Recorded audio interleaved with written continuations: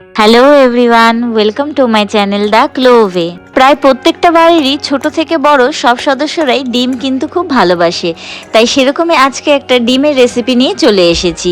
তো আজকের রেসিপি হলো এগ মশালা। এটা কিন্তু একদম সহজ বানানো, কোনো ঝামেলা নেই বানাতে, আর খুব তাড়াতাড়ি তৈরিও হয়ে যায়।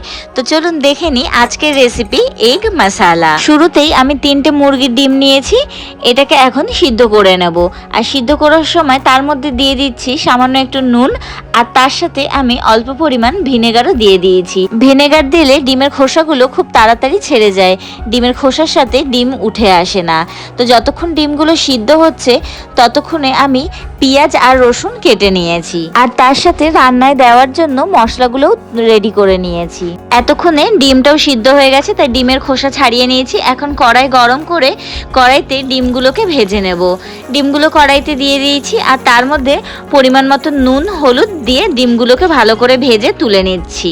এরপর ওই একই কড়াইতে সামান্য পরিমাণ তেল দিয়ে তার মধ্যে দিয়ে দেবো গোটা জিরে, গোটা শুকনো লঙ্কা, একটা তেজপাতা, গোটা গরম মশলা, আর তার সাথে দিয়ে দিলাম একটা স্টার এনিস।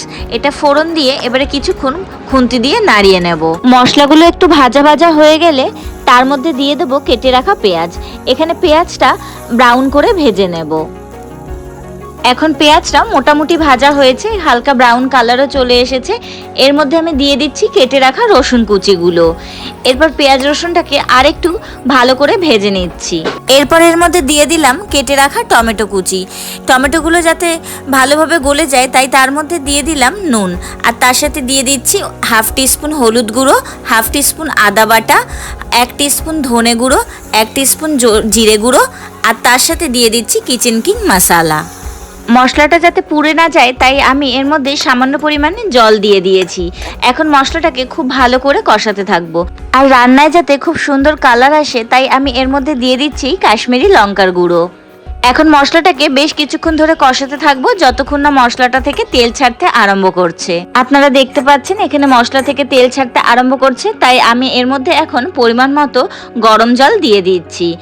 আপনারা যেরকম গ্রেভি রাখতে চান সেই অনুযায়ী জল দিয়ে দেবেন। রান্নার মধ্যে গরম জল দিলে কিন্তু রান্নার টেস্টটা একটু হলেও বাড়ে, তাই আপনারা গরম জলই প্রেফার করবেন। এখন এগ মশলার গ্রেভিটা ফুটে উঠলে এর মধ্যে একে একে ভেজে তুলে রাখা ডিমগুলো দিয়ে দিচ্ছি।